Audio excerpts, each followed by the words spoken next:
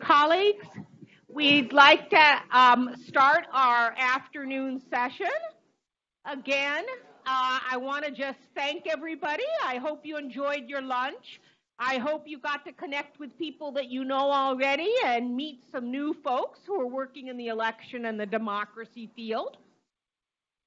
Before we move forward with our panel, I did want to remind people about two sources of information about how things are proceeding with the implementation of Voters' Choice Act in Los Angeles. First of all, if you want to get hot off the press announcements in terms of what LA County is doing, you want to go to www.vsap.lavote.net, and I think anybody from LA County can help you with that URL, and you can get a newsletter and be part of the community of people who get to find out and be kept abreast of information and news about how things are moving forward. In addition, there will be a slide. I don't know if it's the next one, but there will be a slide.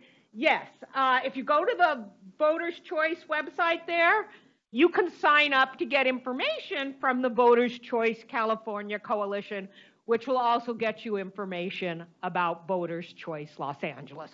So we really strongly encourage you, if you're interested in learning more or continuing to learn, to sign up for both of those resources.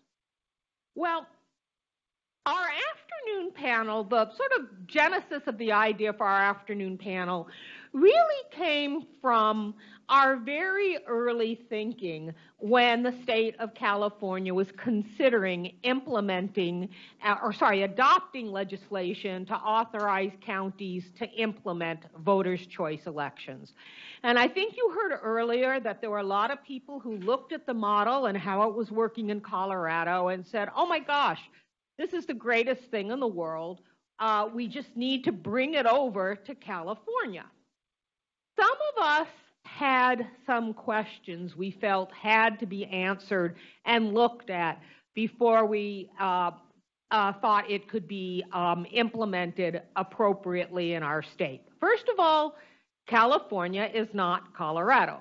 California is much larger. Just because not only the size of the population, but also our geography. We are extremely geographically diverse with, rural areas, farming areas, very urban concentrated areas, suburbs, so that making sure that, again, that we had a voting experience that would be good for all voters really is something that has to be taken very, very seriously in our state. We are also much more diverse in terms of ethnicity and different language groups and our racial diversity. So again, we thought, if we're going to move forward with this in California, we really need to do it carefully.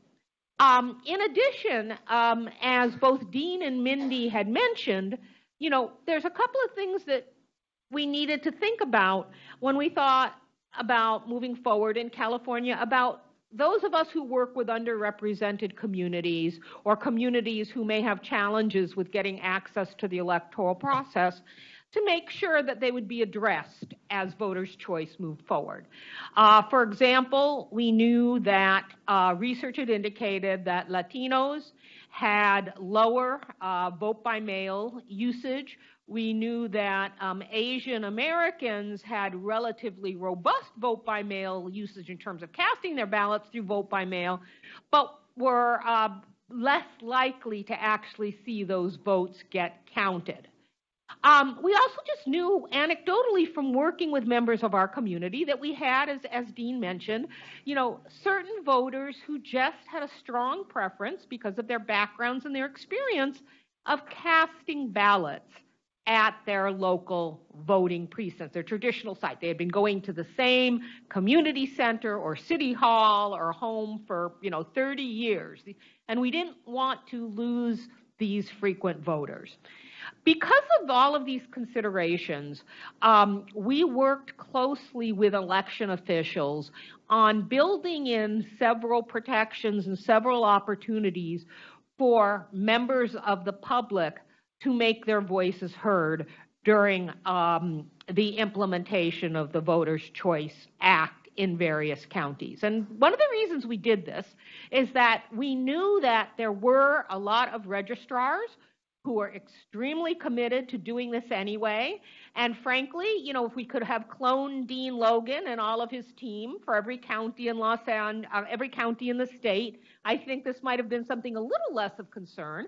But we just wanted to make sure that every voter in the state would have that same quality experience. And so some of the things that we built into the law, and you're going to be hearing more of this from some of our panels, are things like, you know, counties really needing to give us good information about where those vote centers are going to be located, because location has a lot to do with what's happening with vote centers. Full accessibility for persons with disabilities and language access as well. You know, counties have to basically articulate what their outreach plans are going to do and how they're going to take into account accessibility issues.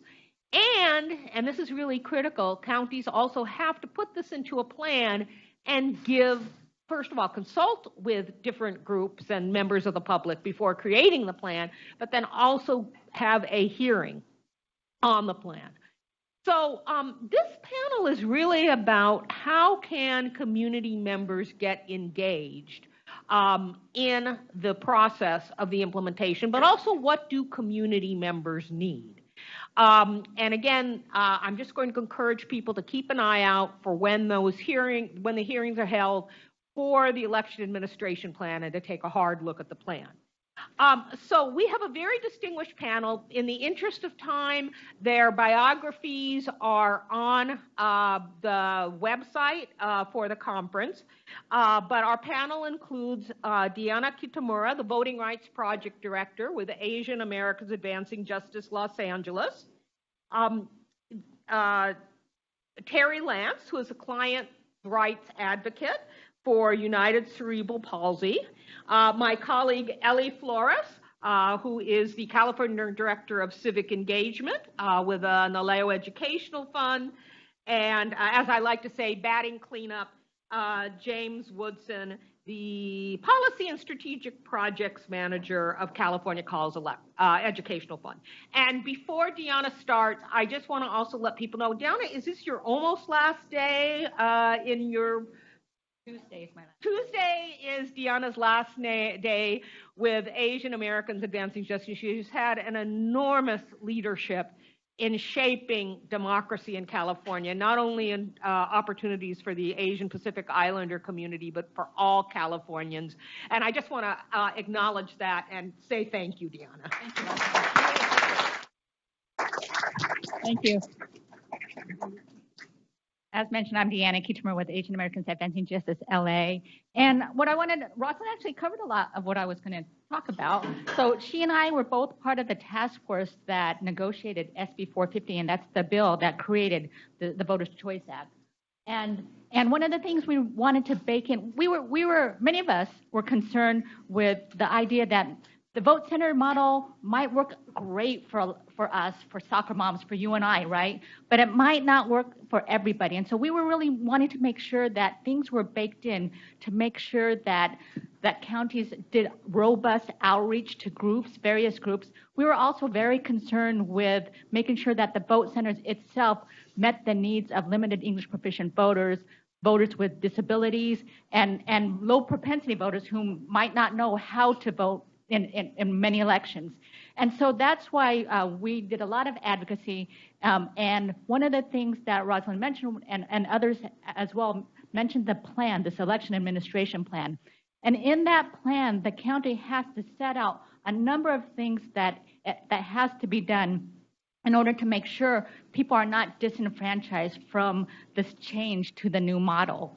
And so you'll see up here, I'm focusing mainly on limited English proficient voters because that's one of the things I generally focus on, as well as Asian American voters.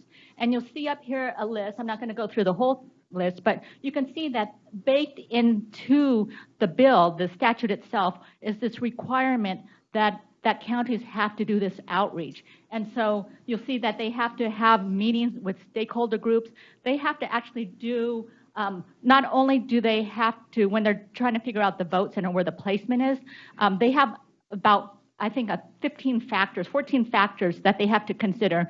And where the language community lives is one of the factors, as well as they have to think about transportation. They have to think about where low-income folks live. Various factors have to be taken into account when they're trying to figure out where to place vote centers.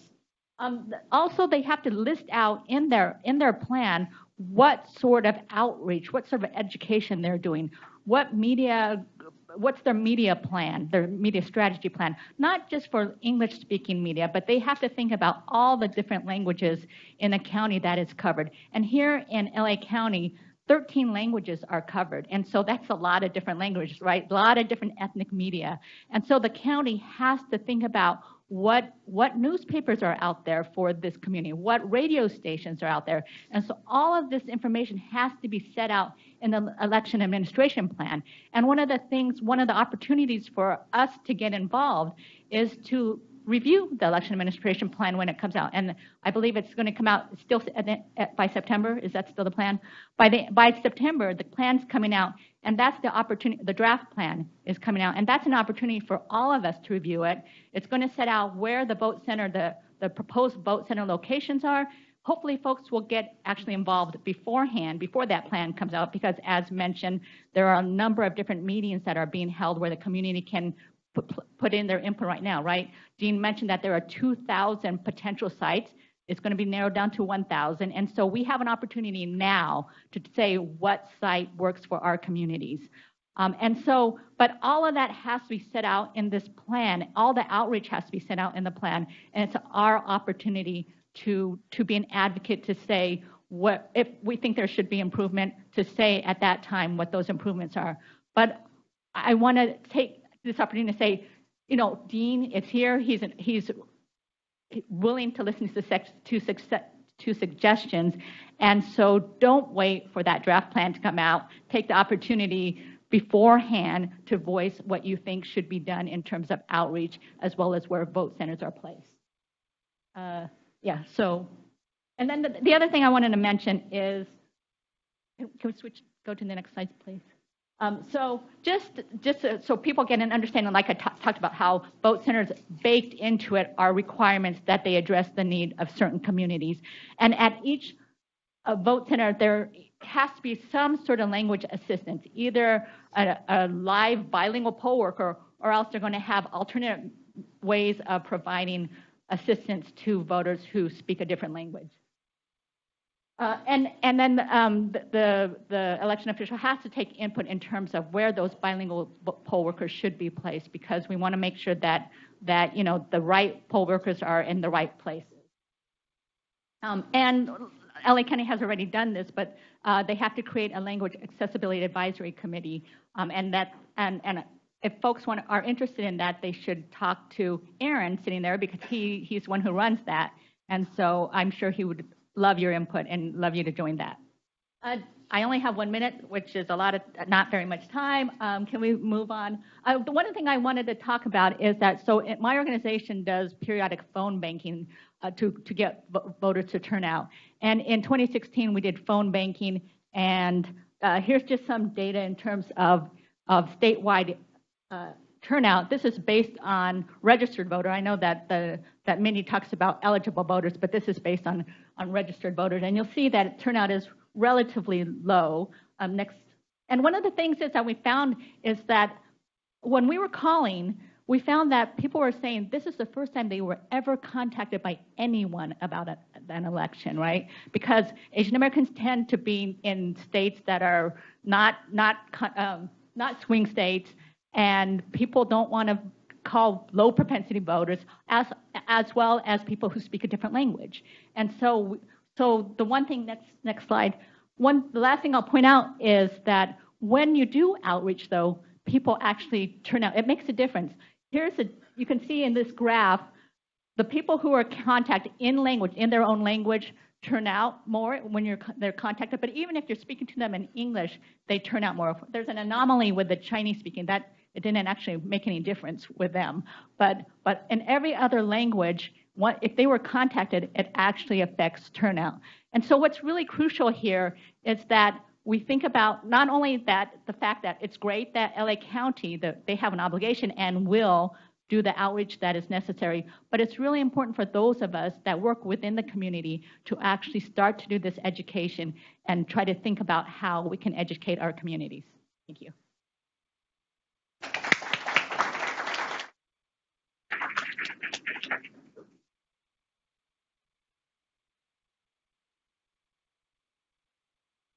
Good afternoon. I'm going to start off just covering briefly how many protections there are in VCA that apply to people with disabilities. And I'm going to first actually ask all of you, how many of you have a relative with a disability? A friend? Someone you work with? Okay, this is a good indication that the statistics are actually right. 1 in 5 people in our state have a disability.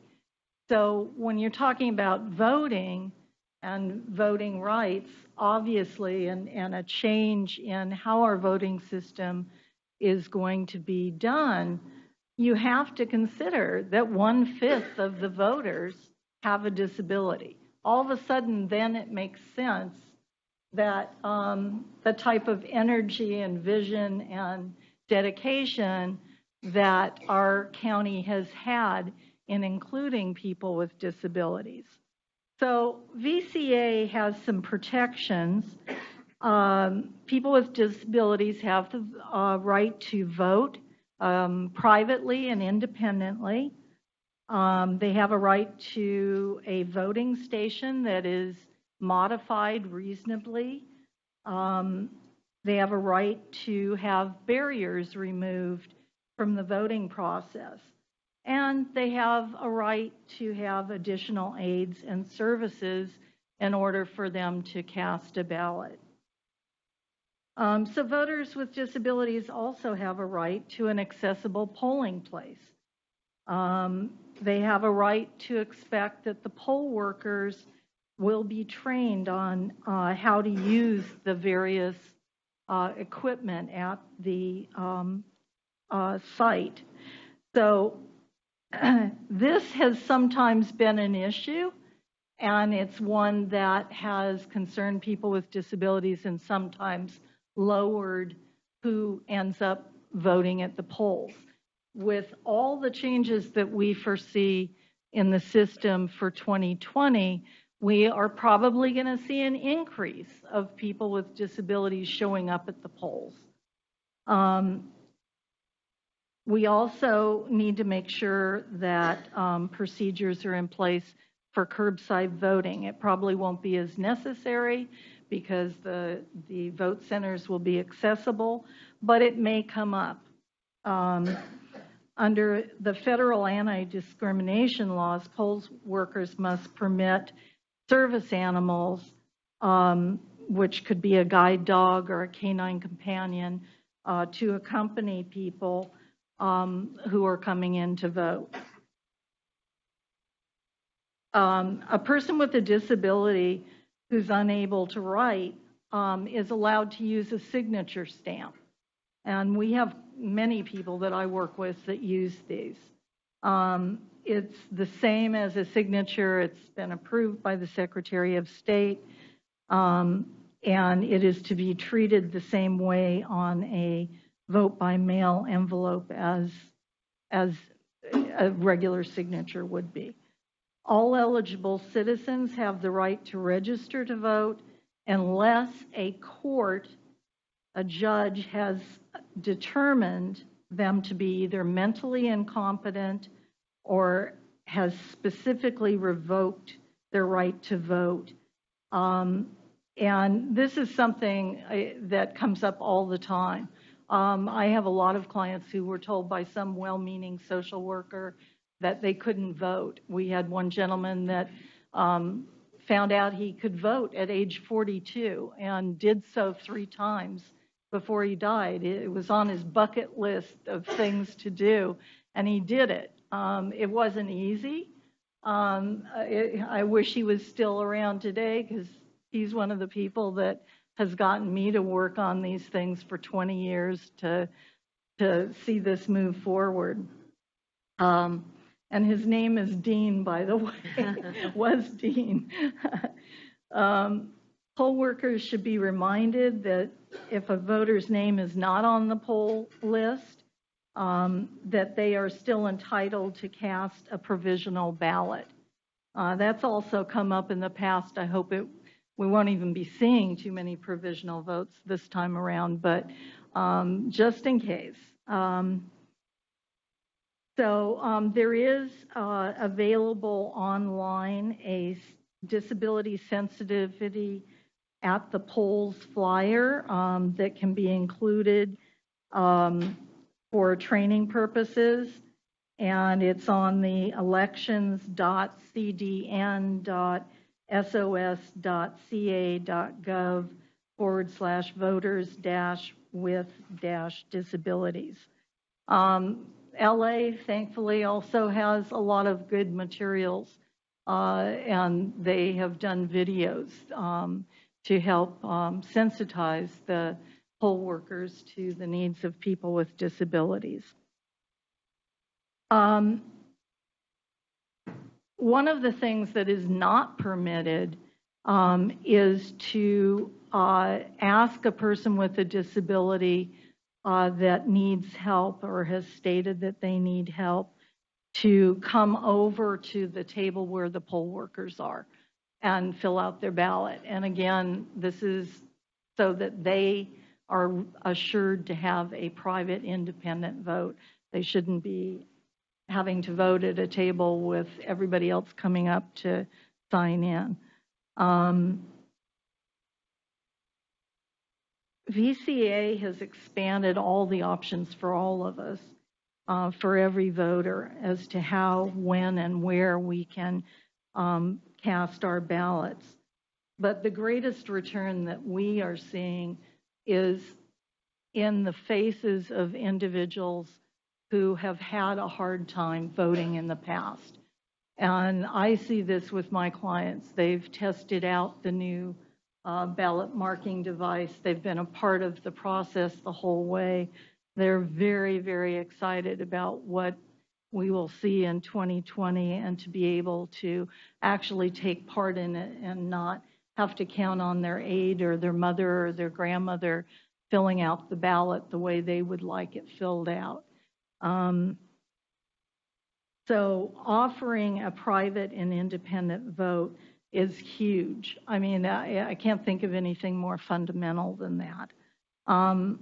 If we want to look at outreach, I think the one thing I would say is that we have found that personal outreach using agencies to get the word out, other people with disabilities, seems to be one of the better tools, but I also have facts on social media that we've used, and would be glad to share that.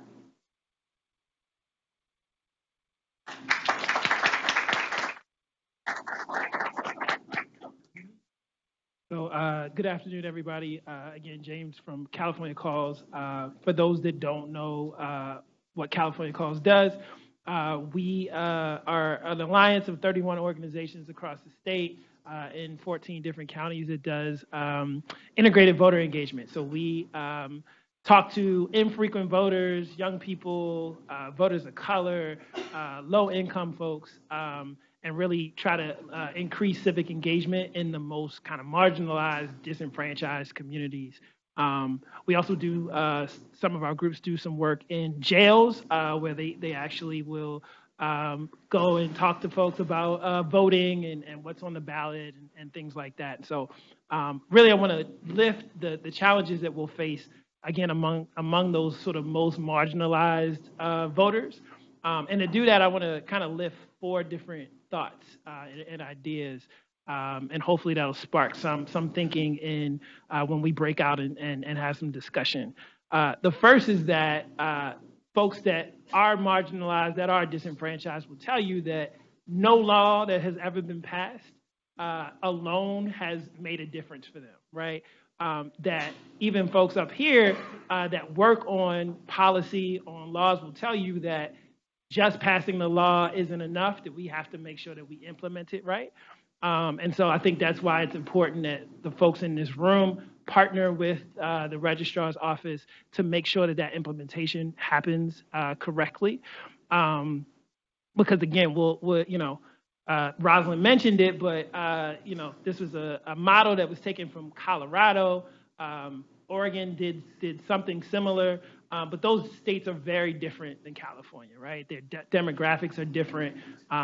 You know, California is almost 4 or 5 different states in and of itself. And so it's important that we do have those folks on the ground that are helping to implement this policy. The second thing I wanted to kind of highlight is that LA County is different, right, than other VCA counties that have rolled this out.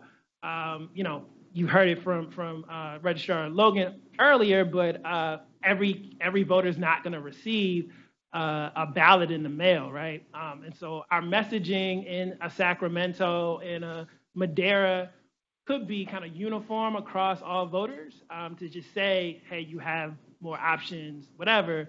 But here, folks are really going to be driven to those vote centers, right? And it almost flips the likely voter kind of perspective on its head, because you'll have, you know, a Black older voter in South LA who's gone to the same polling location for, you know, his or her entire life, who now has to find a new place to vote. And so while we, you know, we think that particularly vote by mail voters will continue to find ways to vote, right? We need to make sure that those voters that are used to voting at a particular polling location know that there are changes, right? And so again, that changes the way that we do our get out the vote efforts. The third point I just wanted to make is again that getting out the vote will be different, right? So typically the way that our groups do it is that they have a list of voters that they go and talk to and remind folks that, you know, the election is coming up in 2 weeks. They also will have, again, a particular polling location that they can give folks to say, go to this polling location. We will have to do that differently, right? This time around. You know, Dean Logan talked about how the county is thinking about doing it, but I think groups on the ground are going to have to figure out how are they going to get that information out. Are they going to, you know, do something similar where they tell folks the sort of 3 closest vote centers? Are they going to tell folks, you know, all of their options? Are they going to give folks just the closest one? So there is some thinking that folks need to do through that process. I think some folks have also mentioned collecting ballots. And so organizations are going to have to think through how they do that if they choose to do it. You know, do they do it for all of the voters that they contact, just a subset of those voters? What are the kind of legal ramifications to doing all of that? What are the political ramifications to that? And so you know, folks are going to have to think through their GOTV strategies to make sure that they're aligned with the VCA. The last point I wanted to make is just, you know, I know internally at California Calls, we've been excited, but also lamenting the various changes that are happening in 2020. So, you know, we have the presidential primary that's moving up to March, which we mentioned before. There's census. You know, there's ballot initiatives. I know we have a ballot initiative that we're putting on the ballot in 2020. So there'll be a lot of noise in 2020. And so the challenge and the obstacle that we'll have to face is how do we break through that, right? How do we get this message that there are these new ways of voting through in all of that noise in an election that's, you know, probably going to break records for the amount of money that's being spent. And so, again, all of these things are challenges that we'll have to face. There's also voter apathy. We have, certain candidates that will try to turn people off to civic engagement, to voting, to muddy the waters. And so we need to be able to make sure that we're combating that and making sure that we have strategies to deal with that. So love to hear folks' thoughts on that in the breakout groups and have more discussion about that.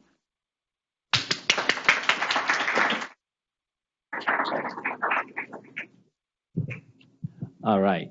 Eli Flores with NALEO Educational Fund. I am last, so I hope y'all don't fall asleep.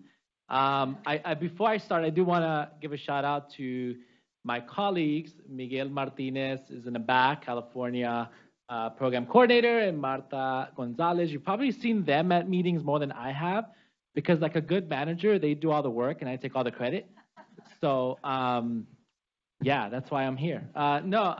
We work together on everything we do. So, NALEO Educational Fund is a national organization that facilitates the Latino participation from citizenship to public office and or public service. And so for us, getting involved in the voter center placement project was an essential part of that mission and part of our civic engagement work. And so what I will just share is just some golden nuggets that we learned along the way, some of the outreach strategies that we've used across our other programs that we've decided to implement in our voter center placement project meetings, but also some of the challenges we're facing and some of the things that we've seen maybe that have not worked. So I'll share all that with you, pick up the golden nuggets that you like and throw away the ones that you do not. So I will say that I think it was mentioned earlier. So we actually have one of our last round 2 meetings we're doing tonight. So if you're hungry at 6 p.m., join us in Centro Maravilla, not too far from here. By the way, Dean, your staff love to eat. So we invite your staff to also join us to have some burritos and some pan dulce with some coffee tonight. So again, Centro Maravilla, 6 p.m. Join us tonight if you are in the area and you are hungry. So, and then I'll talk about what we're having there also later. So do I control this or do you control this? Oh, I could do it? Nice. Okay. So we participated in the last 2 rounds here in LA County. So today would be our last meeting. And these are the 3 areas where we sort of focus. There's a lot of other areas involved, but I just try to sum it up into the general area. So we have Northeast LA, Boyle Heights, East LA. We have Montebello, Pico Rivera, Alhambra. Sorry if you're from one of these areas and I didn't choose your picture. I live in Montebello, so I'm a little biased. And then we also did Pomona and sort of like the Claremont area as well. So we spread out in terms of trying to reach, again, not just Latinos, right? Because this is not just about Latinos, but because we are a Latino-focused organization, we definitely wanted to make sure that Latinos were at the table when we were doing these community meetings. And so I'll share 3 main sort of things that we both implemented and also learned. And actually tonight, my staff informed me that we have about 36 people registered already, with another additional 20 that have verbally or through email sort of confirmed, which is actually a pretty good number, because I'll talk about that as a challenge in the end. So first thing is we decided to, as we've done with our other outreach programs, use more of an asset-based approach to trying to reach Latinos, trying to get Latinos to come out and the community to come out to be part of these meetings. So again, I think asset mapping has been essential for us in everything we do. So it's about mapping who are the trusted organizations that already exist in the community, community leaders, including elected officials that can help us sort of spread the word about these meetings, about what's happening. Elected officials that will be running again in 2020 have definitely found a need to be part of this process, because they're going to need to get people out to vote for them probably. But nonetheless, as they're in office and a public servant, they are helping us spread the word. And then community hotspots to promote. So we started seeing that it was not just the community events, but it was also your local market. It was also your local sort of place where people frequently go to, where you want to, flyer and put up flyers and have people help promote, which we found has been beneficial for this work. And again, with that comes increasing community presence. So we need to build direct relationships, and I say this in the importance of the follow-up. So we've noticed, and I'm sure you've noticed with a lot of your other work that you've done in outreach, that it's not just the one time that you talk to them, it's also the follow-up. So one of the things we've researched ourselves is that text message doesn't work unless you've already established a relationship with that person. So that's one of the things that we learned, and so we wanted that face-to-face contact with community members to invite them out to these meetings. Next up is just simple media, social media outreach. So obviously we have a communications team, but not just our team, but telling electeds, telling local organizations, hey, put this up on your site, put this up on your social media, help us spread the word. And again, you know, there's methods and there's ways to promote to audiences with particular characteristics, right? So we wanted to also use that approach in using social media, so not just broad, but be very strategic about who this goes to, right?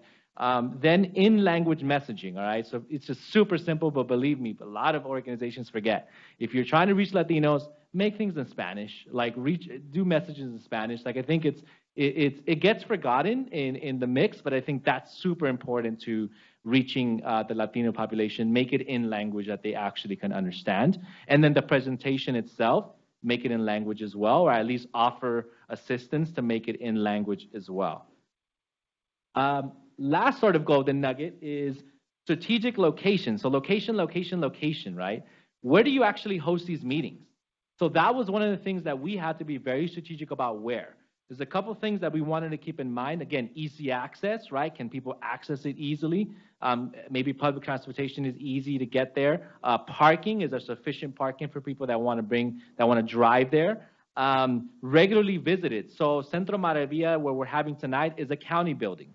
Regularly visited already. If you need a birth certificate, it's there. If you need to get married today or tomorrow, you can literally show up and just get married, right? So it's regularly visited. We wanted to make sure that it was in a location that there's already existing audiences that come through there and existing meetings, right, that already happen there. So Centro Maravilla is one of those places that has existing community meetings. We capitalize on that. We presented at these meetings as well. So we are expecting a lot of people. Next thing is incentives. So just today we heard, and through the last couple of weeks we've heard, when we talked to partners about helping us outreach, and we messaged and we said, we will have food, we will have raffle items. They were like, oh, you'll get people. Yeah, they'll be there. Like if you say free things, they'll be there, right? And I was joking with my staff, and I was like, hey, tell them to bring their mama, their grandma, whoever, right? We need to offer this, we need to offer it. But we're asking people to come out on a Thursday night. I think we do need to offer additional incentives to be part of these meetings. One of the things we've learned that even with incentives, Saturday morning meetings have not been successful for us. So that's something to keep in mind. They've been the least attended meetings that we've had. Our Thursday nights have been the most high attended meetings we've had. So I think that's a good sort of learning for us, and maybe that's something that you keep in mind if you're thinking about meetings in the future. I'll move to challenge, right? So even with us deploying this very diverse sort of outreach strategy, attendance is not as high as we would like it to be, because I think we still need a lot more community input to the voter center placements and where they're going to be. So I think that's still a challenge, and I'm sure there's still a challenge for our colleagues in other organizations. So we're still working at that, right? But nonetheless, that's why we're continuing to diversify the way we're trying to find and reach Latinos. Still need more investment, right? I think this sort of round of meetings is not enough. I think there's more, even within our own organization where me and Rosalind work. You'll be surprised, we have 40 to 50 civically engaged, minded people, and they don't know voter center is happening, right? So I think there needs to be more investment in this. There needs to be more investment into these meetings, into presenting, into maybe integrating into existing meetings, existing groups, rather than maybe making standalone voter center meetings, right? So maybe a more of an integration strategy might be needed, right, to continue to invest into Latino and other low propensity voter populations. And then lastly, I just think it's an opportunity, right? It is a new technology, and usually with new technology is a great opportunity to integrate voter engagement early, right? And what I mean by that is not just integrating community, but as civic engagement organizations, how do you integrate this new technology into your existing structures and your existing outreach and your existing work. And again, not recreating something or creating something new, but more of an integration approach into this sort of strategy. So I hope these nuggets helped you a little bit. And again, you can find me on Twitter. I'm pretty good at Twitter, but I do tweet some random stuff sometimes, so forgive me. Yeah, find us. But again, I think NALEO is also, Ve Vota is one of our ongoing campaigns around election time, again, to get Latinos out to vote, and to also make sure that the Latino vote is also protected. So we have also voter protection campaigns at each election. So yeah, thank you so much. And I hope that, I don't know if you have any questions, but thank you all for your time. Appreciate it.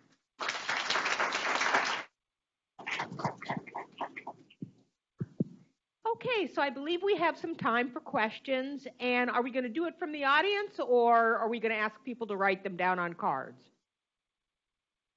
Okay, well, let's put it this way. Has anybody written one down on a card, or should we just ask you to raise your hand?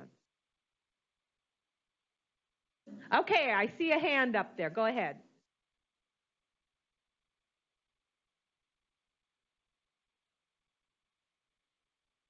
Now, where is outlets on this? Like, you know, there's a lot of feet on the ground doing a lot of the work. Our media partners. What's happening with the news? It takes people a while just to get accustomed to it. I think, you know, we need to start doing this before we even open up our election cycle. About what's being said in the media, particularly the Spanish media. So yeah, I mean, it's so historically, right? The media and what they care about or their attention comes in waves, right? And so unfortunately, we have not also been successful in getting media to pick Voter Center up, right? And in terms of being able to put it on the airwaves or right, what we have gotten from them is we have partnered with Univision locally to do year-round voter registration and voter engagement. So as a matter of fact, our staff were at one of the big Mexican music festival last weekend. We'll be at Taqueando in 2 weeks. Univision is allowing us to sort of booth there with them. So we have gotten them to sort of allow us to do the community engagement parts of what they do, but we haven't got them to sort of yet go into the sort of putting it out on media. I think, and Rosalind probably knows this more than me, but media tends to pick up voting more around election time. And unfortunately, it's been difficult to get them to pick it up, you know, not around the election cycle and all that. And I don't know if Rosalind, you want to? We actually, yeah, we actually, we had 84 or 5 people at the last Vote Center Placement Project meeting that we did at United Cerebral Palsy. We had even more than that, I believe, at the first one that we did in January. We finally actually put out kind of a strong message that news media needs to cover this, and we actually, at the last one we had May 17th, we did have a person cover it on a radio station, and there was a reporter that also came out from a newspaper. I agree, we need to probably push that even more. There have been articles in the LA Times. I believe last week I saw some as well as this week. One of the things they need to really balance, though, in those articles, and I was surprised I didn't see it, there was mention of people not getting used to the idea of vote centers because they're used to their neighborhood voting places. But there's a balance there that this is going to provide a place where everybody, if they want to go vote, can. And that has not been true before. So I think it's those positive things that need to be put out there and accented. And I would just say we're going to continue to look for opportunities for earned media, which is, if we can get a broadcast media reporter, get them together with the equipment and sort of show them trying it out. I think, for example, the mock elections are going to be a great opportunity to get coverage of the new system. So I think this is a work in progress and something we hope to make continued progress on. I just want to add that it's a little tricky because when you have special elections where you're using the old system, it's hard to get word out to the general public that we're going to have this new system because it'll confuse people, right? So and it seems like it might be a little premature until all of the special elections are over. Dean, do you know how many are left? Well, we'll have elections in August in LA, and in November, probably about 20 jurisdictions around the county have local elections. But I think all of your responses are spot on, and we do have a media plan. There was a recent story on NBC Nightly News covered it. There have been having ongoing meetings with the LA Times. The LA Times was here today. Christine's she's still here. So, and over lunch we discussed this. So I think that it's building. I think you're right. It's hard to get them to focus on that. And in some ways, I think it's better for the general public for that to focus closer to when they can actually go center. So we have a media strategy. If any of you are doing meetings or activities as a result of the boot camp today, Mike Sanchez, our public information officer, is here today. We can coordinate with you on that as well. Other questions? Yes.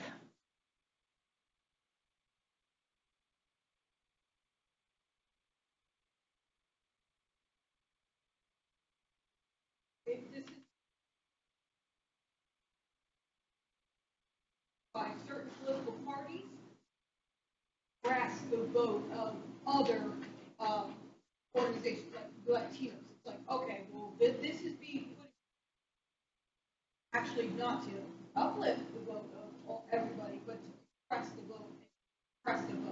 How can I respond to these people? Because the impression is that somebody on high, some political officer, whatever it be, the governor, or it may be, usually the governor, they're saying, well, Governor Newsom is trying to push down the vote, and this is his way to vote. And we all here know that that's not true because we're educated. But then how do we then bring that message forward to the outreach? That's where I'm having a lot of difficulty breaking that boundary and breaking that myth that it's not about pressing vote, it's about increasing. One of the interesting things in the research that Mindy did, not the latest research, but some of the earliest research that Mindy did when she talked to voters who were frequent voters in some of our communities, she just found a general perception of suspicion about why is this change happening, right?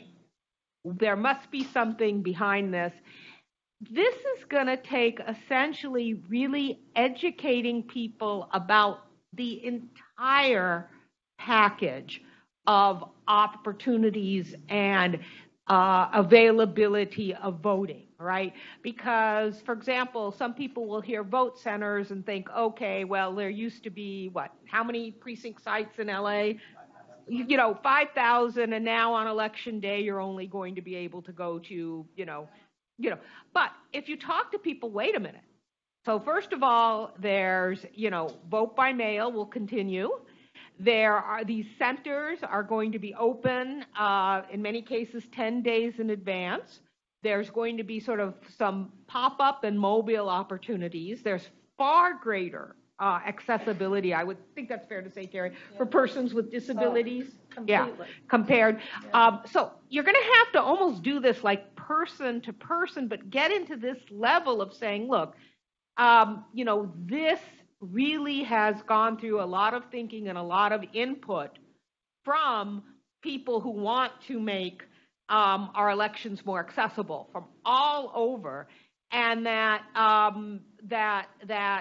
this is not just change in an effort to change in a way that is not going to be helpful, but actually there's been enormous public input, enormous public dialogue from people who want to make voting more accessible, and that you are going to have a lot more ways to vote. And a lot more efficiencies in your voting. And something Dean said resonates here is that regardless of the motive, this is the new system, right? And so people need to use this new system if they want to vote. And so they don't have it, they have many choices on how they're going to vote. But the fact of the matter is that vote centers are here. And so this is the way that most people in LA will be voting. I think if, what we found is we had all sorts of skeptics until they saw the device and actually tested it. And after that, everybody was just, Dean knows he's got like a fan club at our centers. Any of the people from our RCC or any of our partners come in and, people are like, yeah, I think they need to accept the fact there's got to be change for the system to be responsive and responsible to all voters. And I'm underlining that.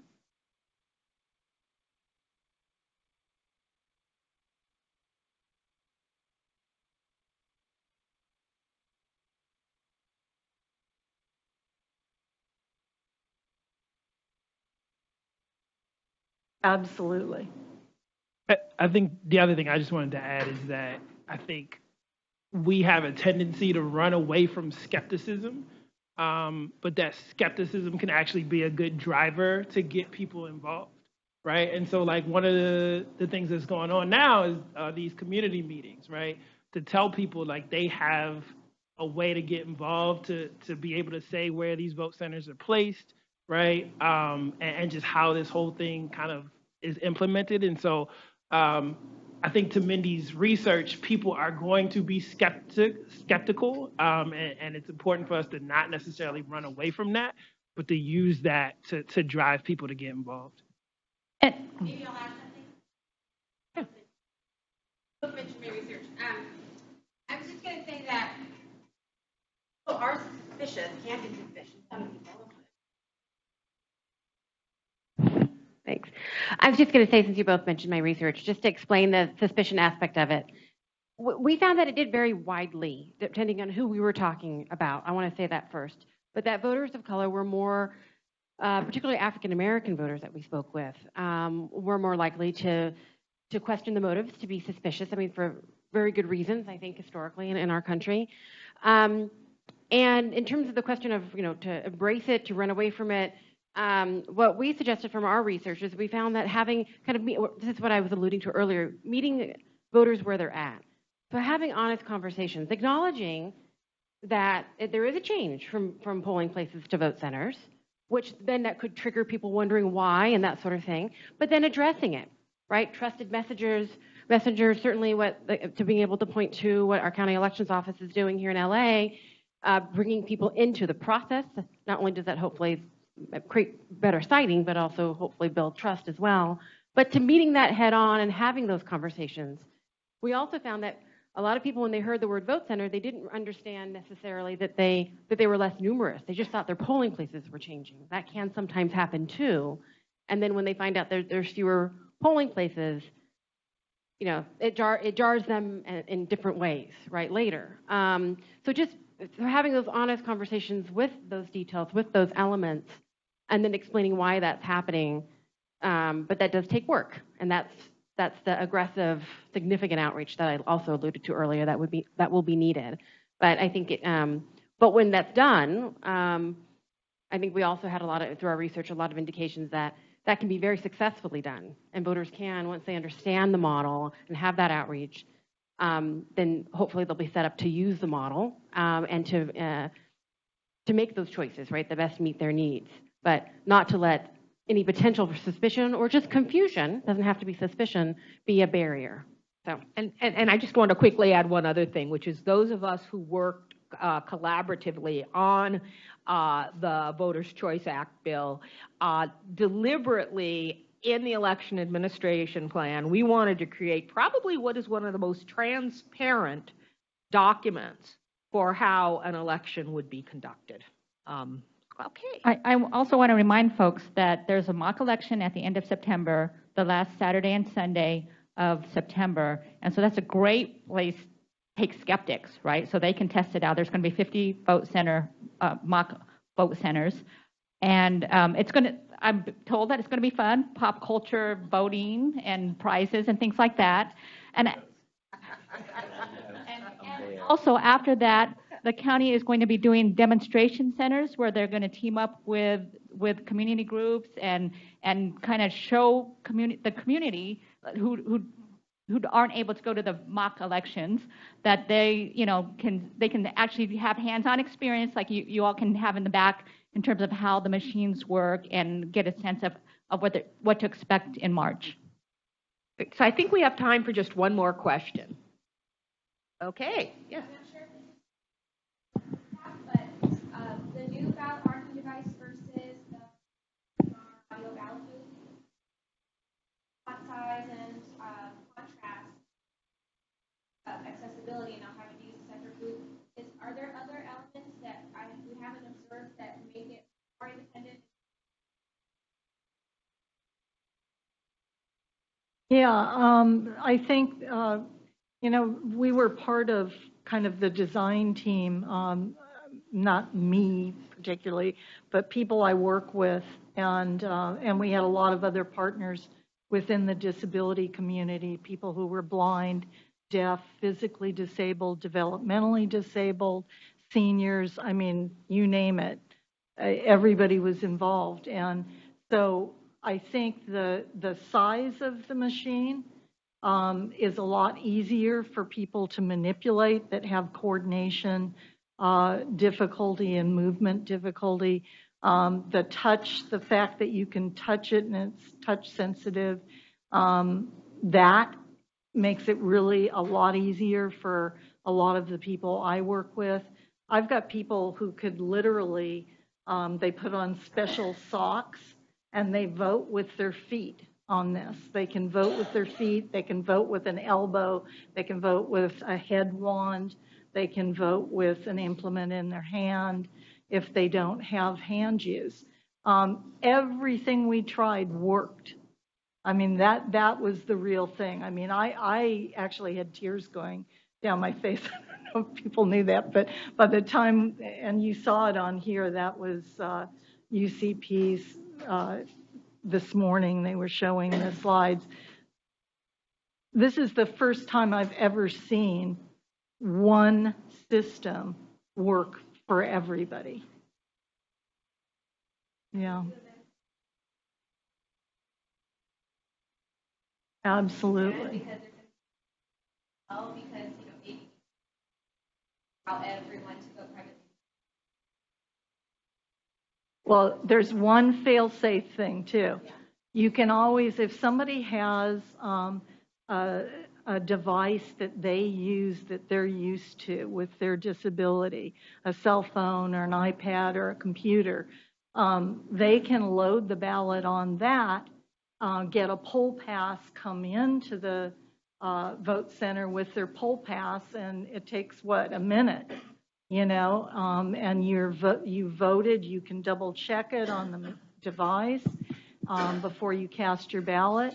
But I think that was the aha moment when we were up at IDEO, was all of a sudden I realized that anyone and everyone could vote, because that was kind of the fail-safe thing. And so far, it seems to have worked for everybody that's tried it. And thank you. I want to ask you again to join me in thanking our panelists. And